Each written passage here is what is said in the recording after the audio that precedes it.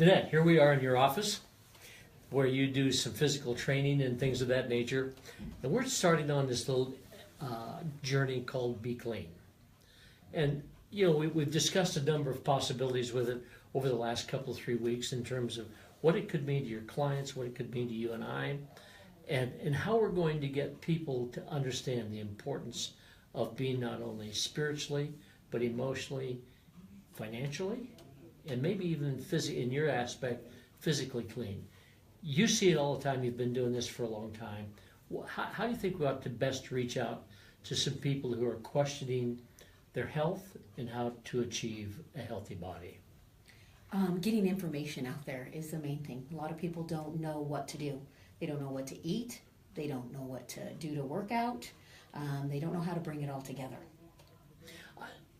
You know, I've heard this so much. People that don't know, they go to their MD and he throws out this statement, oh, just eat a balanced diet. Well, okay, what is a balanced diet? Do you think that proteins are more important than carbohydrates in terms of forming energy?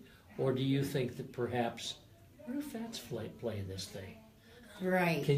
There's so many different, I'm also a nutritionist and have studied many different diets.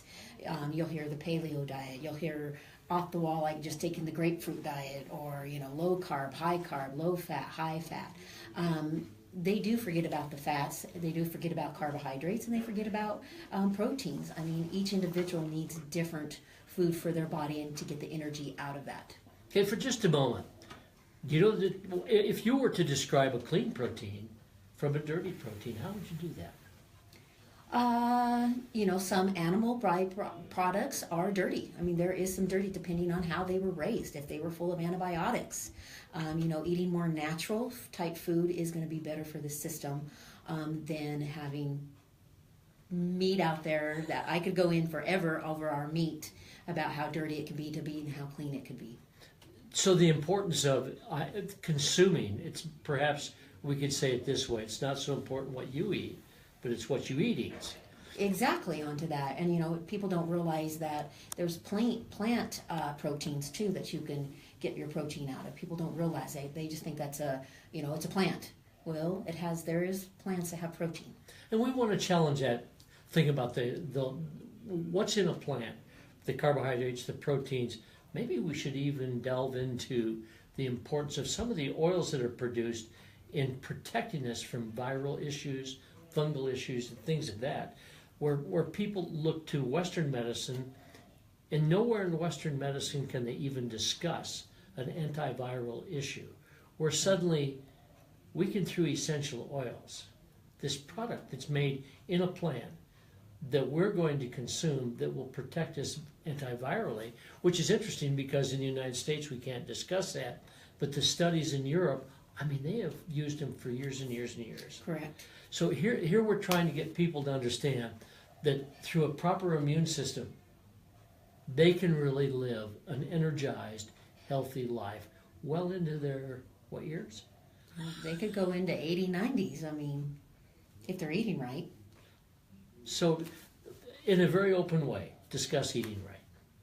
Again, it's going to be individual. I mean, lots of people eat too much sugar, a lot of processed foods. We need to get back to the basics of what grows. I always tell people one word, nothing that's combined, nothing like macaroni and cheese. That's 2 words. We want something like apple. We want cucumber. We want things that are a one word. Natural. You know, I heard it best stated the other day. If you can eat something naked in front of a mirror, it's okay. Yes, exactly. So you know, what we're talking about here suddenly is the sugars, you know, and I know, and just throwing it out here as an assist, that a person 170 pounds only has about 7 grams of glucose in their blood. Mm-hmm. So when you dump, for energy's sake, a bottle of pop that has, 20 grams of sugar? Right. 40 grams of sugar? On what size you get. Yeah. Or a small tube of yogurt that's got 20 grams of sugar. Mm-hmm. Where does that other sugar go? If your blood can only contain so much, where people suddenly... store it, and it stores into fat. Where?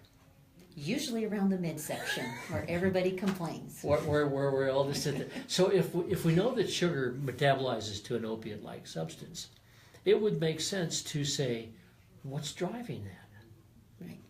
And how do we intervene in something that is not only an addiction, but it's their form of energy. Right. And without energy, you would agree that this whole world stops. Well, sugar's in everything anymore. Read labels. You know, that's a lot of things. People don't read labels. You know, you shouldn't eat anything that, if you're reading a label and you know how to do it, underneath the ingredients, that the first 3 ingredients, if there's one that has sugar, it's pretty much bad for you. How bad? If you can't burn it off, then it stores as fat. So people are overeating it.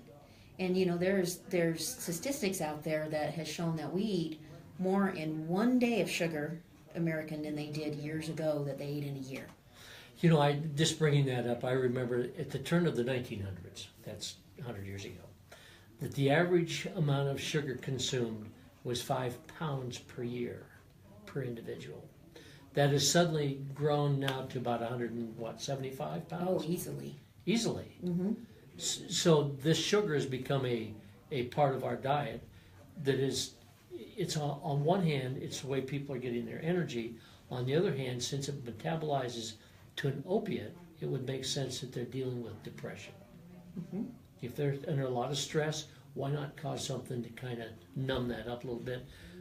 But in the long run, what we've created is an addiction. Correct. It's a gateway drug. Would you say that? Oh, easily. So People need it. They want it. They see a donut all decorated up. I mean, look at what they advertise now, and I mean, they're all wanting it. It's an addiction. So in our world, how are we going to get these people, you know, in not our world collectively, but in the world that we're trying to get people to understand, is that it is all about the discipline and understanding about what they're consuming. So in a short period of time, say a week, 2 weeks, a month, can we alter their diet to where they could never eat sugar again? They would have to be willing. I mean, they're going to have to put in the effort to listen, Mm-hmm. because our society is always putting that in front of us. So they have to listen. But yeah, we could help them. 1 month? Can we break an addiction of sugar in 1 month? I believe with some people you can. And it's the person wants to? Correct. It's the person that's going to want to. So all we got to do is create an environment where perhaps the advantages of not consuming sugar outweigh the disadvantages of sugar, so that collective trade would be so positive for them to understand that there's a different and better way of lifestyle. Exactly. They're going to feel better. So what you're going to offer here is what in your workout facilities?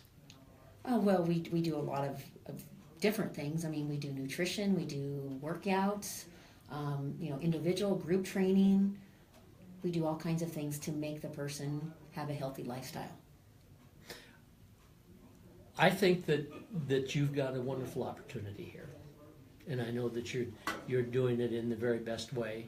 So why don't we just continue doing this and really get people to understand that the trade that we're asking them to make is a trade for an old junky beat up body, Right. for the simplicity of here's a new you, and reframe it, kind of get some of the cobwebs off the frame, and Right. Breaking old habits for new habits. yeah, would that be fun to do? It would be. Let's do it.